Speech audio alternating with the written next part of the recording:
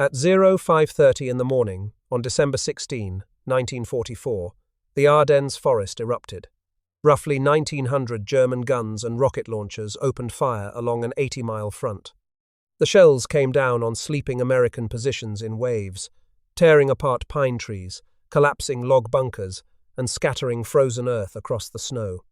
Searchlights bounced their beams off the low cloud ceiling, painting the battlefield in a pale, unnatural glow that soldiers on both sides called artificial moonlight. 200,000 soldiers of the Third Reich began moving west. Hitler had gambled everything on one last surprise. He believed that within days his panzers would be drinking captured fuel in Antwerp, and that the Western Allies would be split, broken, and forced to negotiate. He did not know that within 9 days his men would meet a weapon that did not yet exist in any other army on Earth. He did not know that an American shell would learn to listen for them. He did not know that something invisible would whisper to those shells from 20 to 50 feet above their heads and tell them, now. This is the story of the VT proximity fuse, the secret radio that lived inside an artillery shell, and what the Germans learned when those shells started bursting above the snow. To understand what arrived in the Ardennes that December, you must first understand what an artillery shell had been for the previous 500 years. A shell was a steel container filled with explosive. To kill men in the open, gunners used either a contact fuse that exploded when the shell struck the ground, or a mechanical time fuse that burned for a calculated number of seconds and then detonated. Contact fuses wasted most of their fragments by burying them in the dirt. Time fuses, in theory, could create an airburst that sprayed shrapnel downward, but only if the gunner could see exactly where the round was bursting and adjust the timing by hand. In fog, in heavy snow, in darkness, that adjustment was almost impossible. Soldiers in foxholes were safe from most ground bursts. A man in a hole was almost untouchable. The VT fuse changed all of that. Inside its small steel housing, no larger than a pint glass, lived a complete miniature radio station. 5 vacuum tubes the size of pencil erasers, a continuous wave transmitter, a receiver, a wet cell battery sealed inside a glass ampule, a safety system that armed the fuse only after it had traveled a safe distance from the muzzle, and a thyrotron switch waiting to fire the detonator at the right instant. When the gun fired, the shell experienced an acceleration of roughly 20,000 times the force of gravity. The shell began spinning at 25,000 revolutions per minute. The glass ampule shattered, releasing acid into the battery. The transmitter awoke and began broadcasting a continuous radio signal into the air around the shell. As the shell approached the ground, that signal reflected off the earth below and returned to the fuse. The reflected wave mixed with the outgoing wave to produce a low-frequency beat. When the strength of that beat crossed a precise threshold, the thyrotron fired, and the shell detonated in mid-air, somewhere between 20 and 50 feet above the heads of whoever stood beneath it. A man in a foxhole no longer had a roof. The idea was British. In 1939 and 1940, scientists at the Telecommunications Research Establishment, the Ministry of Supply, and the Pi Laboratory sketched the first concepts. A radio engineer named W.A.S. Butemont drew up the schematic for a radar proximity fuse. A physicist named Samuel Curran refined the design. A man named John Cockcroft, who would later share a Nobel Prize, started research at Pi in September 1939 into making fragile vacuum tubes survive the violence of a gun barrel. In the autumn of 1940, with the Battle of Britain still being fought in the skies above southern England, the United Kingdom shared this idea, along with many of its other secrets, with the United States. The mission was led by the British scientist Henry Tizard, and history has remembered it as the Tizard mission. Among the technologies the British carried across the Atlantic was the cavity magnetron that powered radar. Almost as important, though far less famous, was the proximity fuse concept. In August 1940, Captain Gilbert Hoover of the United States Navy Bureau of Ordnance asked the National Defense Research Committee to take the British idea and turn it into something that could survive being fired from a gun. The job went to a section of the new committee given the cover name Section T, after its director, the physicist Merle Tuve. Tuve was a no-nonsense man from South Dakota who had worked on the structure of the atomic nucleus at the Carnegie Institution of Washington. He set up shop first in the Carnegie Institution's Department of Terrestrial Magnetism, His section quickly outgrew that building. In early 1942, the project moved into a leased three-story used car building on Georgia Avenue in Silver Spring, Maryland, the former Wolf Motor Company, which had sold Chevrolets before the war. The new effort was renamed the Applied Physics Laboratory of Johns Hopkins University. It is there, in that converted car dealership, that the VT fuse was born. Tuve hung two rules on the wall of his laboratory, and they have echoed through American military research ever since. The first rule said, "I do not want any damn fool in this laboratory to save money. I only want him to save time."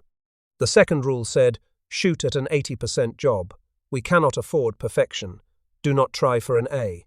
In a war, D is necessary and enough, but an F is fatal."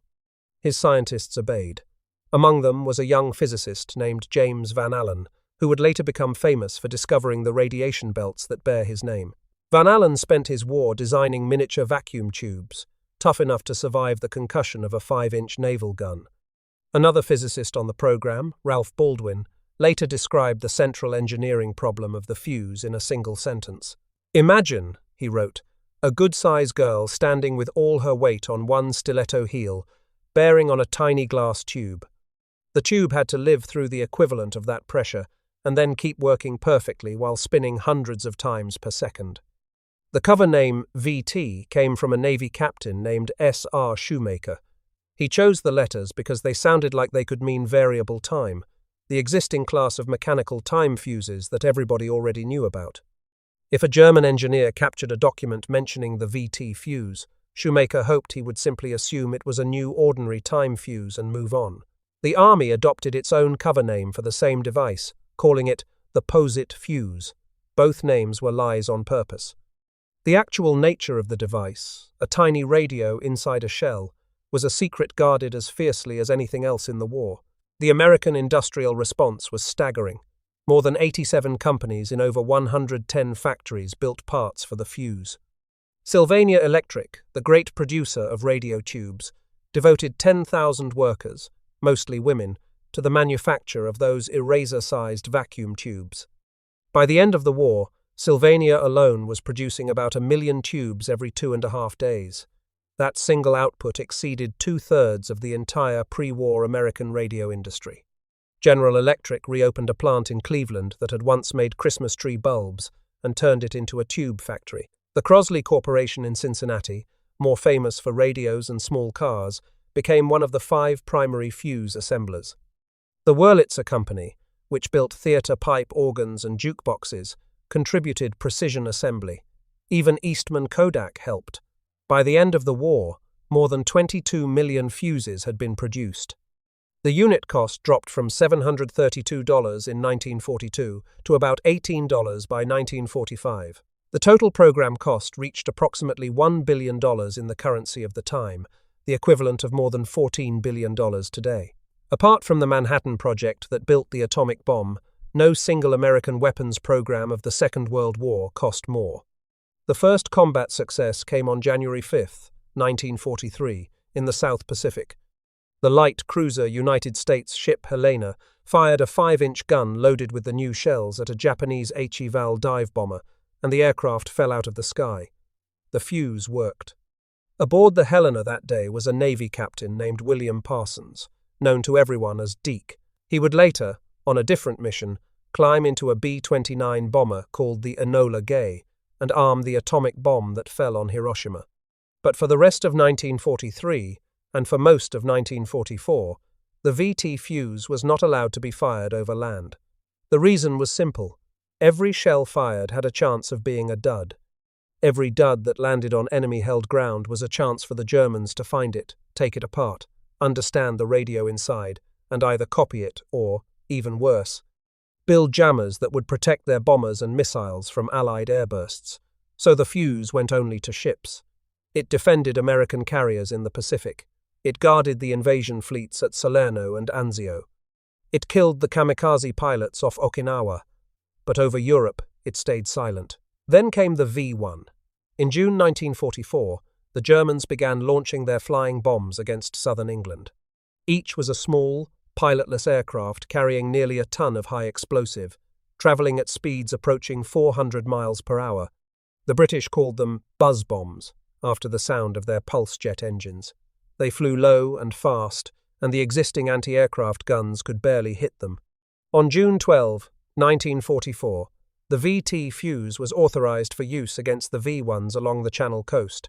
Any duds would fall harmlessly into the sea. In the first week, gun batteries shot down about 17% of the V1s aimed at London. By August, that figure had risen above 74%. On the last great day of V1 attacks, of 104 detected on radar, only 4 reached London. Winston Churchill himself praised the fuse, calling it potent against the unmanned aircraft assailing his country.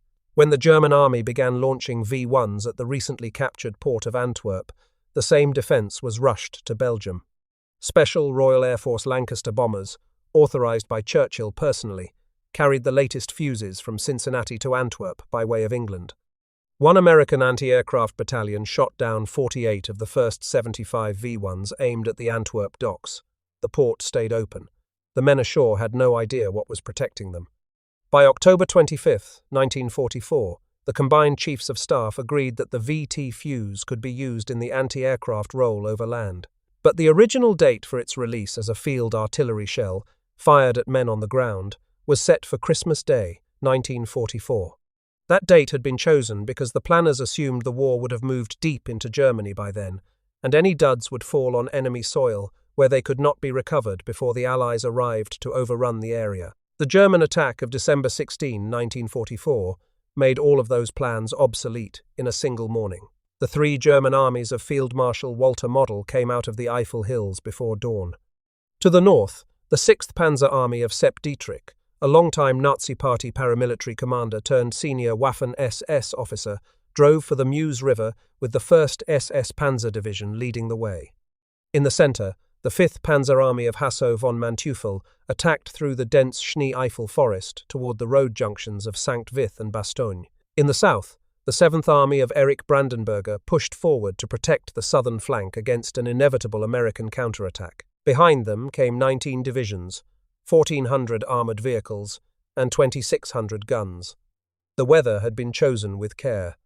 Heavy fog, thick low cloud, and falling snow grounded the Allied air forces that had ruled the skies of France since June. Without aircraft overhead, the Germans believed they could move freely. The Americans they hit were not ready. The Ardennes had been considered a quiet sector. Tired veteran divisions had been sent there to recover. Green divisions, fresh from training, had been sent there to learn the trade of war in a place where, supposedly, nothing happened. Among them was the 106th Infantry Division, only weeks in country, holding the Schnee-Eifel Ridge with 2 regiments. Within 48 hours, those 2 regiments would be encircled and surrendered, the largest American mass surrender of the entire war in Europe. To their north stood the 99th Infantry Division, nicknamed the Battle Babies, also brand new, and the veteran 2nd Infantry Division. To their south, the 28th Infantry Division was holding a front several times longer than doctrine permitted. They were spread thin across roughly 85 miles of fog and forest.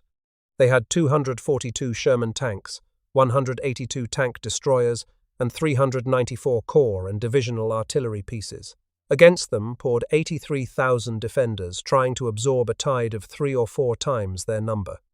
For the first 3 days, the bulge in the American line grew rapidly. American units were overrun, surrounded, captured, or thrown back. Communications failed. Supply roads jammed. Refugees fled west. And at the headquarters of the Allied Supreme Command in Versailles, General Dwight Eisenhower made his decision. On December 19, 1944, he formally requested clearance to release the VT fuse for use as a field artillery shell against German troops in the open. 2 days later, on December 21, all remaining restrictions came off. From that moment, every American howitzer and gun crew in the European theatre could load shells whose fuzzes carried tiny radios and fire them at German infantry. Roughly 200,000 fused rounds were already in theatre, most of them designated for anti-aircraft use, but now available for any target. The Americans had been hoarding their secret. The hoard was open. The first place where the new shells made an unmistakable difference was the northern shoulder of the bulge, at a long, low ridge above the Belgian villages of Elsenborn, Butgenbach, and Krinkelt. Here, the German 6th Panzer Army needed to break through to reach the Meuse. Here, the green battle babies of the 99th, the veterans of the 2nd, and elements of the 1st Infantry Division, the famous Big Red One, dug in along a pine-covered ridge that overlooked open farmland. The ground was so frozen that engineers had to use small explosive charges to blast foxholes out of the earth. A brigadier general named Clift Andrus, who had just stepped up from commanding the 1st Infantry Division's artillery to leading the division itself, took control of the artillery for several divisions and welded them into a single fire direction net. More than 300 guns, plus a battalion of 4.2-inch chemical mortars, were available to him. He could call on them all at once. When the Germans of the 12th SS Panzer Division, the Hitler Youth Division, and 3 Volksgrenadier divisions came up the open slopes, they came into the most concentrated American artillery fire of the war in Europe.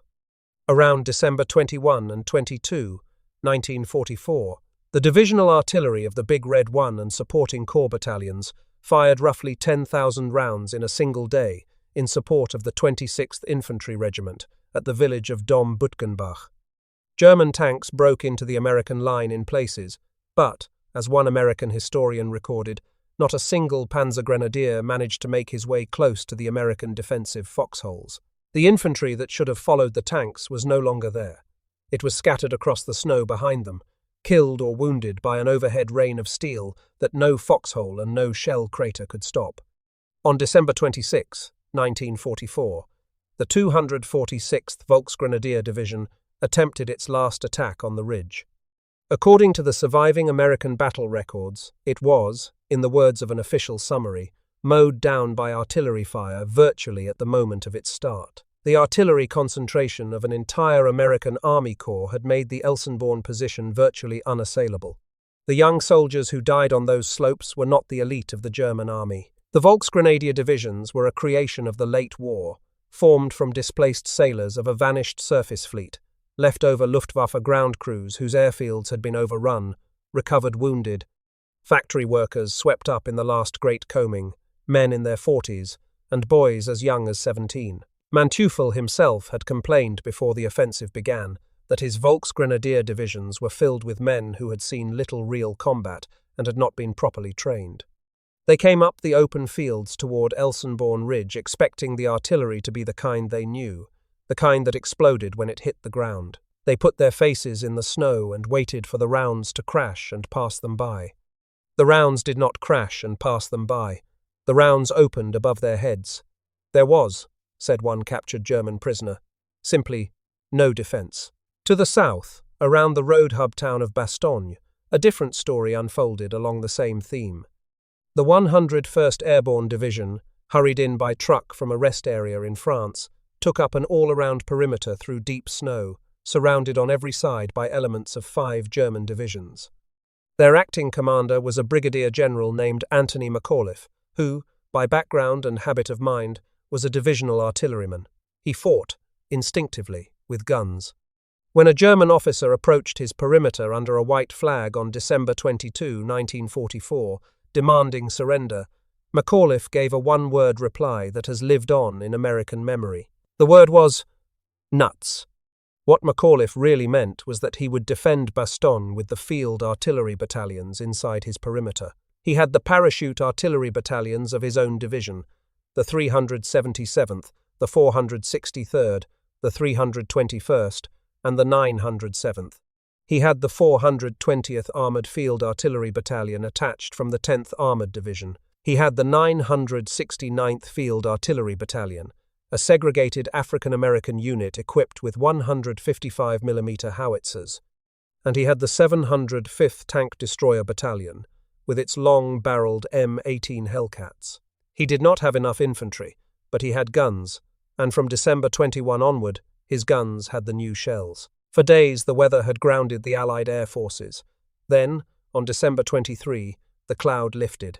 The sky over Bastogne went a hard, brilliant blue. 241 C-47 transports of the 9th Troop Carrier Command flew over the town and dropped more than 140 tons of supplies by parachute. The bundles came down in red and yellow and blue silk, scattered across the snow inside the perimeter. Among the rounds the bundles delivered were artillery shells. The Bastogne defenders, who had been reduced to firing only at confirmed targets and counting their rounds, could fire again. By the time the weather closed in once more, the cargo had crossed the gun lines and reached the howitzers. On Christmas Day, 1944, around 3 in the morning, 18 German Mark IV tanks of Kampfgruppe Mauke from the 15th Panzergrenadier Division, supported by the 77th Regiment of the 26th Volksgrenadier Division, attacked the western perimeter near the villages of Champs and Hemrul. They came close. They came within 100 yards of the howitzers of the 463rd Parachute Field Artillery Battalion before being broken up by direct fire from the howitzers themselves, by the Hellcats of the 705th, and by bazooka teams from the airborne infantry. But behind that close-in fight, German infantry forming up for follow-on attacks were destroyed in the open by airbursts they did not know were coming.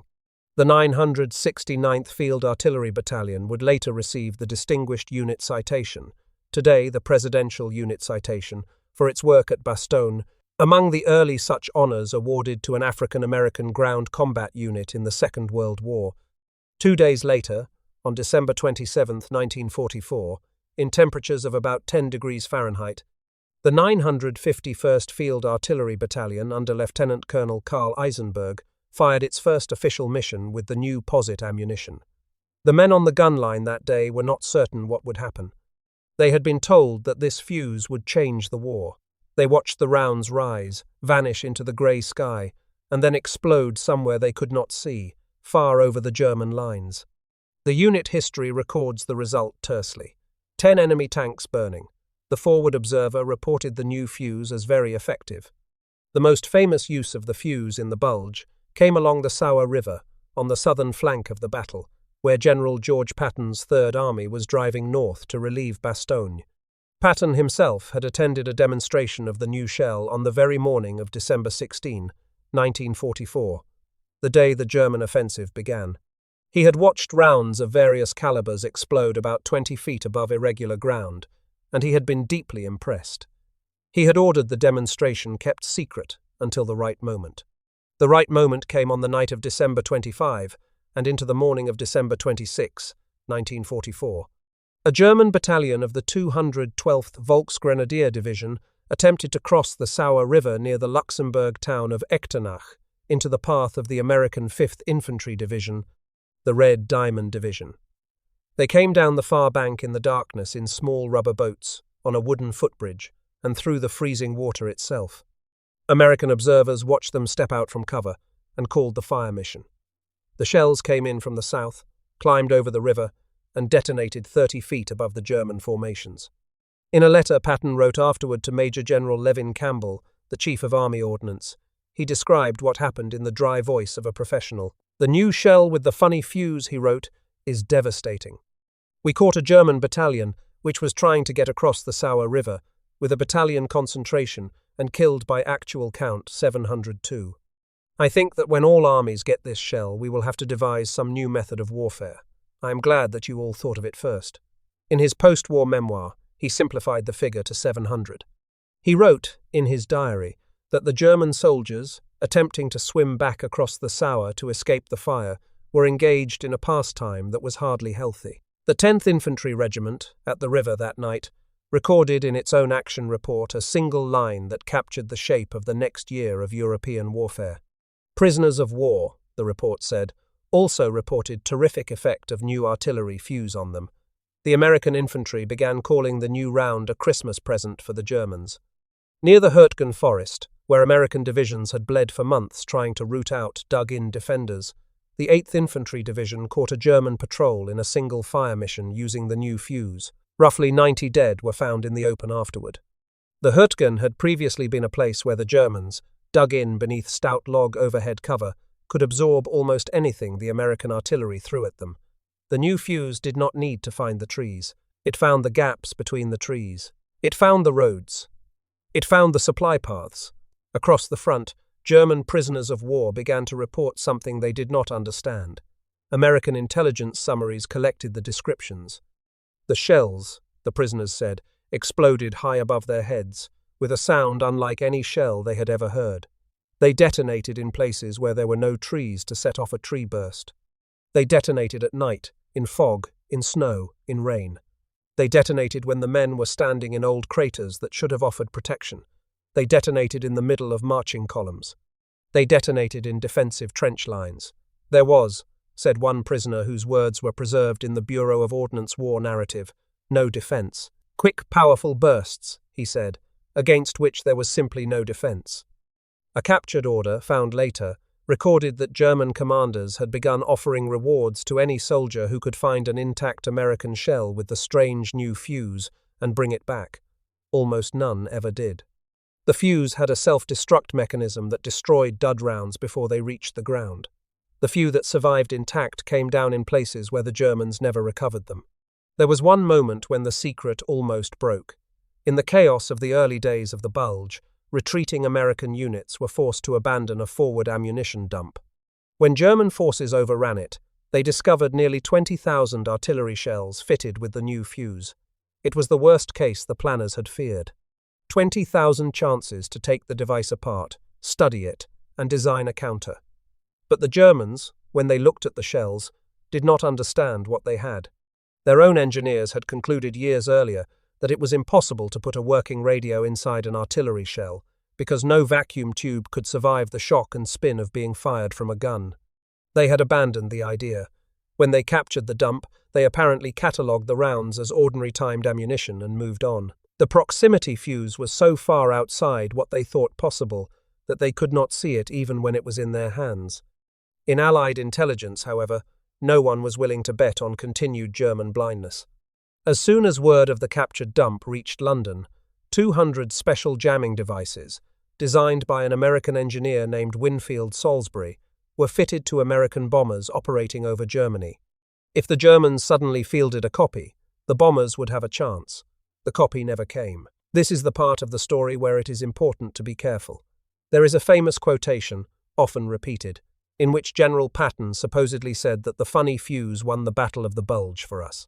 He did say something close to it, and in the spirit of the man he meant it. But the official history of the United States Army, written after the war by the historian Hugh Cole, makes clear that this is a soldier's hyperbole, not a statistical truth.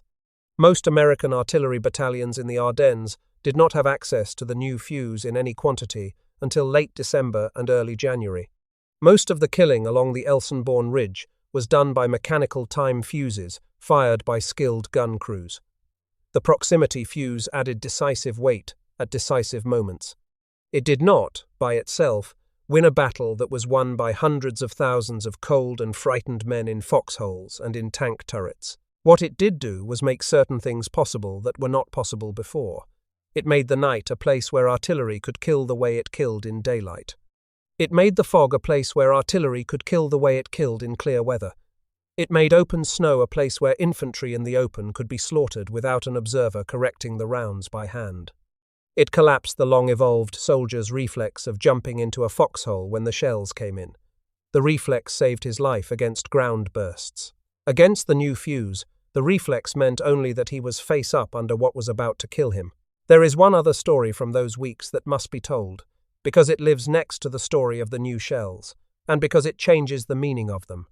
Among the field artillery battalions caught in the German breakthrough on December 17, 1944, was the 333rd Field Artillery Battalion, a segregated African-American unit equipped with 155mm howitzers. They had landed in Normandy the previous July. They were supporting the 106th Infantry Division when the German offensive hit them. Their service battery and sea battery were ordered to stay in place to cover the withdrawal. They were overrun. 11 men of the 333rd escaped on foot through the snow to the tiny Belgian hamlet of Wereth. They were given shelter by a Belgian family. They were betrayed to the SS. Soldiers from the 1st SS Panzer Division, often identified with the unit of Sturmbannführer Gustav Knittel, captured them, marched them into a frozen field, and murdered them. Their names are recorded: Curtis Adams, Mager Bradley, George Davis Jr., Thomas Forte, Robert Green, James Leatherwood, Nathaniel Moss, George Moton, William Pritchett, James Stewart, Dew Turner. They are remembered today as the Wereth 11. The remnants of the 333rd made their way west. Some of them folded into the 969th Field Artillery Battalion at Bastogne. They served the guns that, with the new fuses, broke up the German attacks on Christmas Day. They are part of the same story. The arm of service that delivered the new airbursts also took, at the same moment, one of the worst racial atrocities of the war in Europe. From the very same German divisions whose Volksgrenadier comrades were being shredded by those airbursts, the men of the 333rd who survived to fight at Bastogne were not avenging their dead, exactly. They were doing their job, but it would be wrong to tell the story of the new shells without also telling theirs. By late January 1945, the Battle of the Bulge was over. The Germans had been pushed back to roughly their starting line. They had lost between 80,000 and 100,000 men in, killed, wounded, captured, and missing. They had lost almost all of their armoured reserves. They had used up the trained corps of the late war Wehrmacht. They had no replacement for any of it. In the official German records, ammunition consumption for the 6th and 5th Panzer Armies, despite the failure of the offensive, exceeded 1,200 tons of artillery shells per day during the heaviest fighting. The American consumption, in the same period, was higher and never broke down. Hugh Cole, the official American historian, summed it up cleanly. The American troops, he wrote, never suffered any notable failure of ammunition at the guns. For the rest of the war in Europe, the VT fuse was used at scale. Between the Bulge and the Allied crossing of the Rhine that spring, American anti-aircraft batteries using VT shells brought down more than 1,000 German aircraft. Field artillery battalions used the fuse routinely against troops in the open, against assembly areas, against bridges, against road columns, against river crossings. By the time the German army surrendered on May 8, 1945, the proximity fuse was no longer a secret. The Germans knew it. Details of its design had also reached Moscow, in part through espionage. The British had been using it for nearly a year. Vannevar Bush, the head of the United States Office of Scientific Research and Development, who had supervised every major American wartime research program from radar to the atomic bomb, wrote in his 1949 book that the proximity fuse had three principal effects in the war. It defeated the Japanese kamikaze attacks against the American fleet. It defeated the V-1s over England and Antwerp. And it decimated German divisions in the open during the Battle of the Bulge, in conditions where the bad weather should have protected those divisions from any conventional time-fused shell. Admiral Lewis Strauss, after the war, wrote a sentence that has been quoted in every history of the program since. One of the most original and effective military developments in the Second World War, he wrote, was the proximity, or VT, fuse. It found use in both the Army and the Navy. It was employed in the defence of London. While no one invention won the war, the proximity fuse must be listed among the very small group of developments, such as radar, upon which victory very largely depended. The war ended. The fuse did not. In the years that followed, the same basic device, much improved, became the standard way to detonate anti-aircraft missiles, surface-to-air missiles, and naval gun rounds against air targets. Modern artillery shells still use proximity fuses, whose technical descendants can be traced directly back to the converted used car building on Georgia Avenue, where Merle Tuve had hung his rule about not saving money but saving time. The Applied Physics Laboratory of Johns Hopkins University, which began in that borrowed showroom in early 1942, today employs more than 8,000 engineers and scientists. It built the New Horizons spacecraft, which flew past Pluto in 2015 and is still operating in the Kuiper Belt beyond. James Van Allen, who had spent his war making vacuum tubes that could survive the inside of a shell, used those same skills after the war to make instruments rugged enough to fly on rockets. He discovered the radiation belts that surround the Earth. He died in 2006. Merle Tuve, his wartime boss, died in 1982. Ralph Baldwin, the physicist who had described the fuse tube as a girl on a stiletto heel, lived long enough to write a declassified history of the program in 1980, called The Deadly Fuse, the single best primary source for the story. The Germans who survived the airbursts also lived their long lives. Some were captured, some made it home. Some, like the boys of the Volksgrenadier divisions, were buried in unmarked snow above villages whose names most readers will never see. Several large German military cemeteries dot the Ardennes today, maintained by the Volksbund Deutsche Kriegsgräberfürsorge. Many of the headstones bear no name, only a date, December 1944 or January 1945. The American casualties of the Battle of the Bulge were heavier than those of any other single battle the United States Army fought in the Second World War. Between 75,000 and 108,000 men, depending on which official count is used, were killed, wounded, captured, or recorded as missing. About 19,000 of them were killed outright. 3,000 civilians also died, caught between the armies in their own villages. Today, the memory of the battle is preserved at the museum at Bastogne, at the Madison Memorial outside the same town, at the museum at Dierkirch in Luxembourg, at the small chapel built at Werth by a Belgian farmer for the 11 men of the 333rd, and in the National World War II Museum in New Orleans, which holds the largest American collection of Bulge artifacts and oral histories. The proximity fuse itself is in the Smithsonian. A cutaway model donated by James Van Allen sits in the National Air and Space Museum. You can see the 5 glass tubes. You can see the wet cell battery. You can see the housing, smaller than your hand. There is no dramatic plaque. There is only a description. It explains, in plain words, what the device did, and refers visitors who want to know more to a small set of books. The deeper meaning of the story, though, is not technical. It is human. For most of military history, a soldier who dug a hole could survive almost anything that fell from the sky.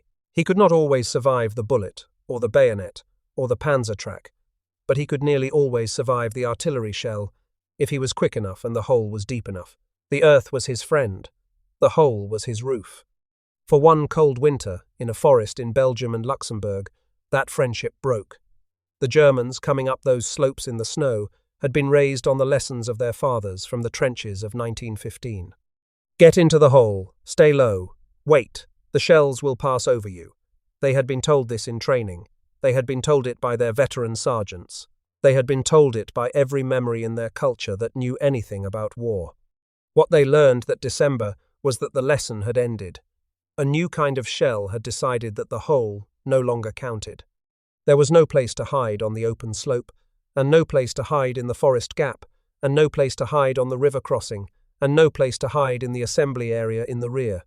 Wherever men gathered, the small radios in the small steel housings would find them, and the shells would open above their heads at a height of 30 feet, and the steel fragments would fall straight down. It was not magic. It was 20,000 grams of acceleration translated into a continuous radio signal, broadcast in the very high-frequency band around 200 megahertz, reflected off the ground, mixed in a triode, amplified through 2 more tubes, and switched by a thyrotron at a precise threshold. It was a physics solution to a tactical problem. It was a girl's stiletto heel pressing on a glass tube and not breaking it. It was 10,000 women at Sylvania assembling tubes for 8-hour shifts at a rate of 1 tube every 2 seconds. It was $18 per fuse in 1945, instead of $732 in 1942. It was an answer that began as a British schematic in 1940 and arrived as a finished American shell in a snowy field above Echternach on Christmas night, 1944. The Germans coming up those slopes did not know any of that. They knew only that their oldest shelter, the hole in the earth, had stopped working. And once the shelter stopped working, the offensive that Hitler had bet his last reserves on lost the kind of momentum that no field marshal could restore. History remembers many weapons of the Second World War. It remembers the Sherman tank and the Tiger tank, the B-17 and the Lancaster, the Mustang and the Messerschmitt. It remembers radar, sometimes, and it remembers the atomic bomb always. The proximity fuse it remembers less well, partly because the fuse was small, partly because its workings remained classified for decades after the war, and partly because the men who used it described its effects in the dry language of after-action reports. But on the slopes above Elsenborn, on the perimeter at Bastogne, in the patrol caught in the Hurtgen, on the bridge across the Sauer, the effect was not a footnote. It was the difference between the conduct of war as it had been and the conduct of war as it was about to become. It was the moment when an inert metal shell, fired from a steel tube by a man with a lanyard, learned to hear, learned to listen, and learned to decide, on its own, when to detonate. That is what the Germans learned in the last winter of the war, when the American shells started bursting above the snow. They learned that for the first time in the long history of artillery, an ordinary infantry foxhole had no roof against a round fired from miles away. They learned that the long contract between the soldier and the earth, the contract their grandfathers had signed in the mud of the Somme and Verdun, had been quietly torn up by physicists they had never heard of, working in a building they had never seen, in a country they had been told they could outlast. The men who built the fuse never met the men it killed. The men it killed never saw the laboratory in Silver Spring, never read Tuve's posted rules, and never heard the name Van Allen. Most of them never even saw the shell that killed them. They saw, at most, a small flash of light high in the cold air, and then the darkness took them before the sound arrived.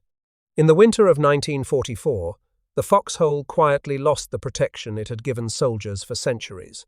The world has been working out what to do with that fact ever since.